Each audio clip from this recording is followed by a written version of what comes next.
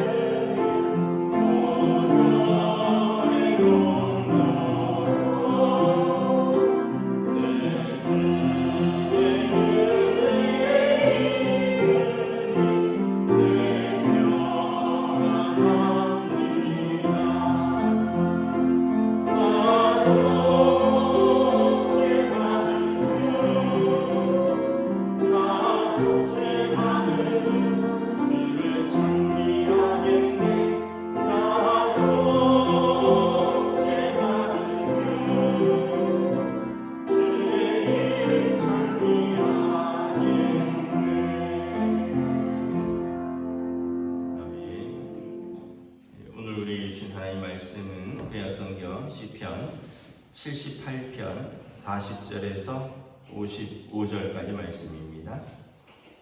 구약성경 시편 78편 40절에서 55절까지 말씀입니다. 다 찾으신 줄 알고 저와 여러분들이 한 절씩 교도하도록 하겠습니다.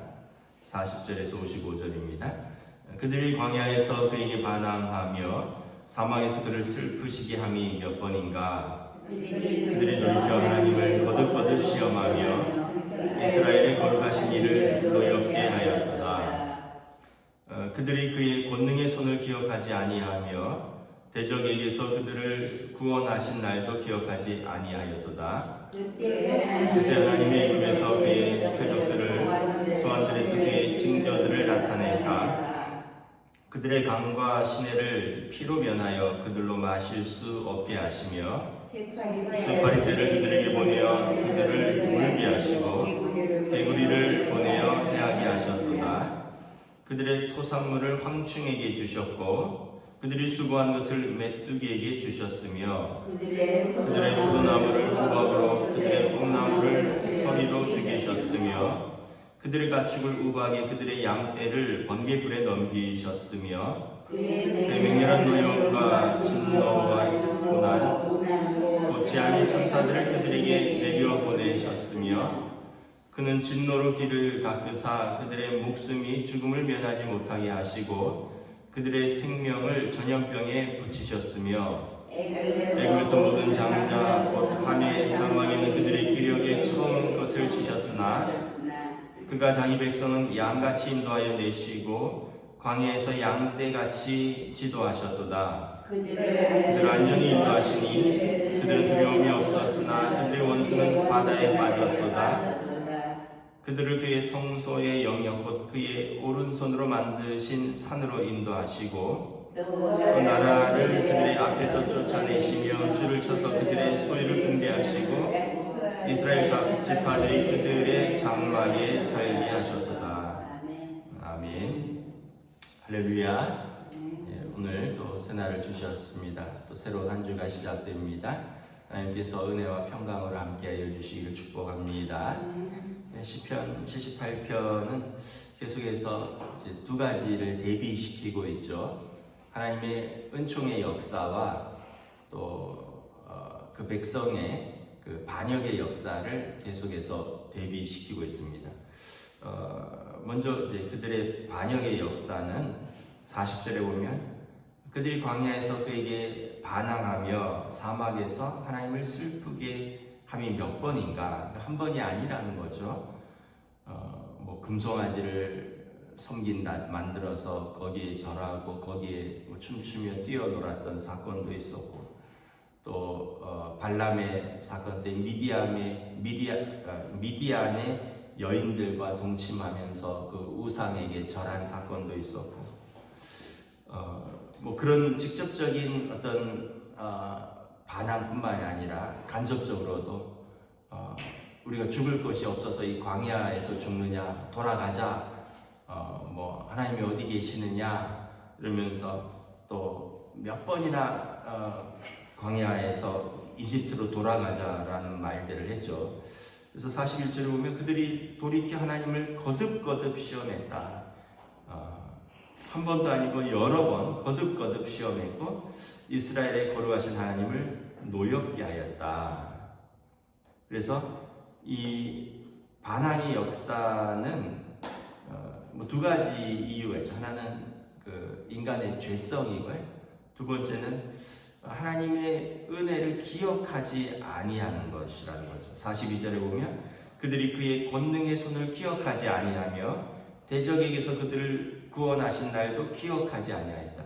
그 기억하지 아니하니까 그 망각이 결국은 하나님의 그 구원의 역사를 잃어버리게 되었다. 우리가 성경에 보면 계속해서 기억하라라는 말이 나옵니다. 하나님께서 너에게 행하신 일들을 기억하라. 기억하지 않으면 어떤 효과가 있냐면 잘 되면 내가 한 것이 되는 것입니다. 내가 어떻게 살았는데, 내가 얼마나 열심히 살았는데, 뭐 이렇게 되는 거죠. 하나님의 역사를 내 것이 되고요. 좀 어려우면 이제 그걸 하나님께 비난합니다. 하나님이 어디 계셨는데. 그러니까 잘 되면은 내 역사가 되고요. 좀 어려우면 하나님의 부재가 되는 거죠. 하나님께 책임을 돌리고.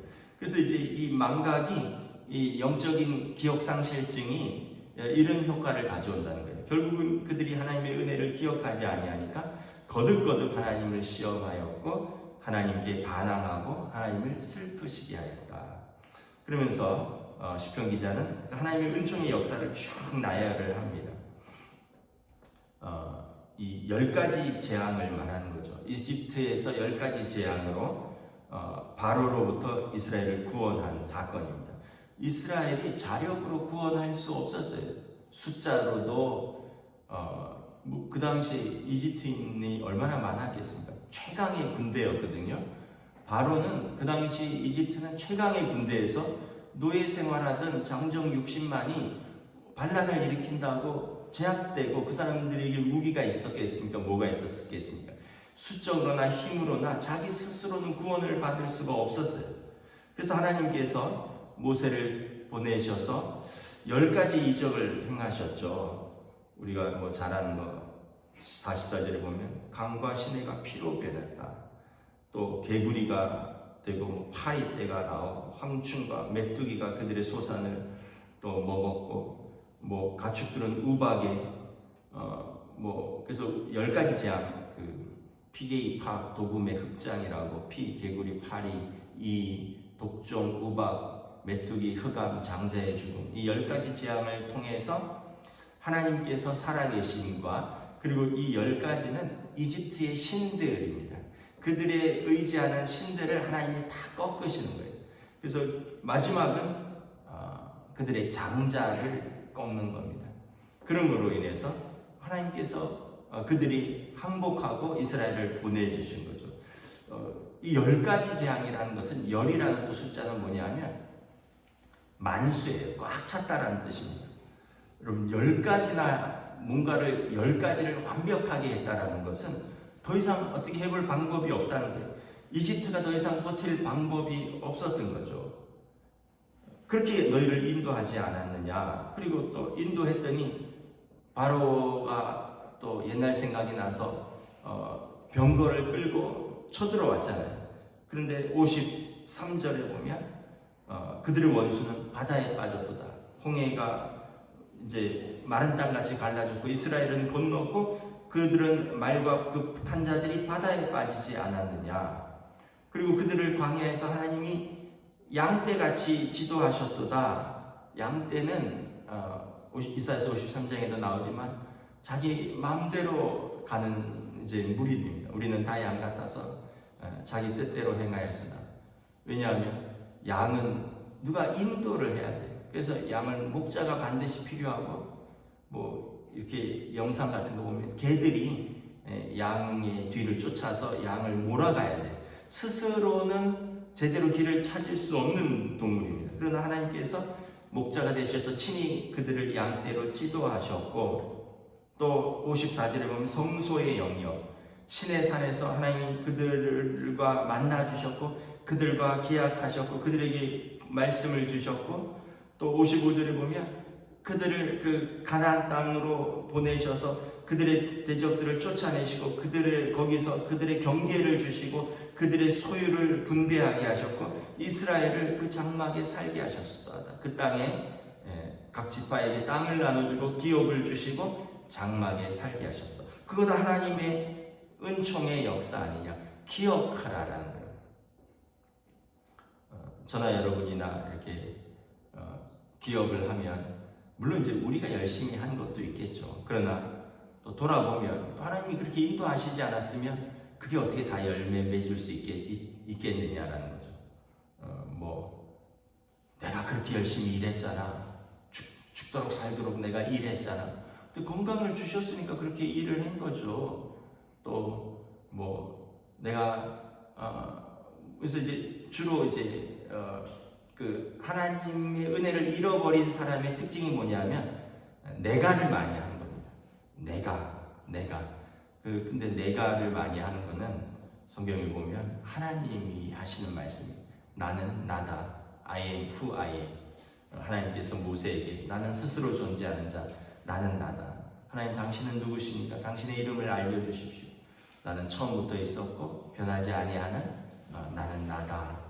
근데 이제 사람들이 내가 이런 말들을 많이 한다는 거죠.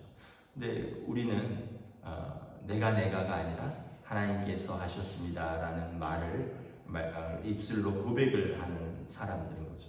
하나님께서 우리를 지금까지 인도하셨습니다. 하나님께서 우리 가정을 지금까지 인도하셨습니다. 그때 그렇게 일할 수 있는 건강과 그때 그렇게 일할 수 있는 지혜와 그때 그렇게 일할 수 있는 열정을 주셨고, 하나님께서 사랑하는 가족을 주셨고, 부양할 수 있는 능력을 주셨고, 또 이 노년에도 또 하나님을 섬길 수 있는 믿음을 주셨고, 성령께서 우리와 함께 계시고, 그래서 우리를 가운데 우리를 지도하시는 하나님의 은혜가 큽니다. 이렇게 고백하는 사람과, 내가 젊어서부터 그렇게 열심히 일했으니까 지금에도 또 이렇게 살고 있는 거야, 이렇게 얘기하는 사람하고는 다르다는 거죠. 여러분, 그 부부간에도 내가 그렇게 해서 당신이 이렇게 덕보고 있는 거야, 이렇게 말하는 배우자는 덕이 없는 거죠. 당신 덕분에 내가 지금 이렇게 살고 있는 거야, 이런 말들을 해야지 서로 덕이 있는 거죠. 내가 애들 다 키웠잖아, 이게 아니라 당신 덕분에 애들을 잘 키울 수 있어서 고맙다, 이렇게 말할 수 있는 사람이 덕이 있는 사람이지, 부부 가족 간에서도 내가 주장하고 또 자기 인생에 대해서도 내가 주장하면 오늘 이스라엘처럼 영적인 기억 상실증에 걸린 것이다. 함께한 세월, 은혜의 세월, 하나님의 은총의 역사를 다 잃어버린 사람이 된다라는 것입니다. 그래서 계속해서 성경은 기억하라, 하나님의 은혜를 기억하라. 그 보면 이스라엘이 한 것은 그나마 억지로 끌려서라도 그 길을, 광야길을 간 것밖에 없어요. 하나님이 다 그 길들을 열어주신 거죠. 그래서 우리가 인생의 길을 광야길로 비유하잖아요. 우리 인생 내가 걸어가는 것 같지만 하나님이 열어주시는 거예요. 그래서 요한계시록에 보면 하나님이 열면 닫을 자 없고 하나님이 닫으시면 열 자 없다. 여러분, 그렇지 않습니다. 하나님이 닫으시는데 어떻게 열겠습니까? 하나님이 열어주시는데 누가 그것을 닫겠습니까? 그래서 뭔가 문이 닫혀도 염려하지 않는 것은 하나님께서 문을 닫으시면 또 다른 문을 열어주신다는 믿음이 있고, 또 하나님이 닫으시면 또 이유가 있을 것이다, 하나님의 뜻을 구하고, 하나님이 열으시면 그 길을 좁은 길이라 할지라도 우리는 믿음으로 그 길을 걸어가는 사람들, 이게 하나님의 믿음의 백성, 은혜의 백성이다. 여러분, 제발 내가는 그만두고 우리는 하나님의 은혜를 고백하는 저 여러분 되시기를 우리 주님의 이름으로 축복합니다. 기도하겠습니다. 하나님의 은혜를 감사합니다. 오늘 아삽은 계속해서 하나님의 은혜의 역사와 이스라엘의 반역의 역사를 대비시킵니다. 하나님께서 그 큰 기적으로 10가지나 이적을 베풀어서 애굽의 바로의 손에서 그들을 건지시고, 광야에서 불기둥과 구름기둥으로 인도하시고, 홍해를 마른 땅같이 건너게 하시고, 시내산에서 그들과 노예가 아니라 자기 백성으로 언약을 맺으시고, 그리고 약속의 땅에 들이셔서 그들에게 땅을 나눠주시고 그 기업을 주시고 그들을 그곳에 장막을 짓고 살게 하신 그 은혜를 잊어버리고, 그들은 조그만 어려움이 있을 때마다 하나님은 어디 계시느냐, 우리가 애굽으로 돌아가자 말을 하고, 또한 금송아지를 만들어내라 하고 다른 신들에게 절하며, 또 조금 이루어진 것은 자신들이 한 것으로 생각하고 하나님의 은혜를 기억하지 못하였다라고 말씀하고 있습니다. 광야 같은 인생을 걸어가는 우리들도 이러한 기억 상실증에 걸리지 않게 하시고, 우리는 날마다 받은 복을 세워보며 하나님의 은혜를 기억하며 감사할 때 하나님께서 넘치는 은혜로 채워주실 것을 믿습니다. 하나님 앞에서는 그날까지 이 은혜의 길을 주님 손 붙들고 걸어가기로 다짐하는 주의 백성들에게 오늘도 성령님 은혜로 인도하여 주시옵소서. 감사를 드리오며 우리 주 예수 그리스도 이름으로 기도드리옵나이다. 아멘. 하늘에 계신 우리 아버지의 이름을 거룩하게 하시며 아버지의 나라가 오게 하시며 아버지의 뜻이 하늘에서와 같이 땅에서도 이루어지게 하소서. 오늘 우리 일용할 양식을 주시고 우리가 우리에게 잘못한 사람을 용서하여 준 것 같이 우리 죄를 용서하여 주시고 우리를 시험에 빠지지 않게 하시고 악에서 구하소서. 나라와 권능과 영광이 영원히 아버지의 것입니다. 아멘.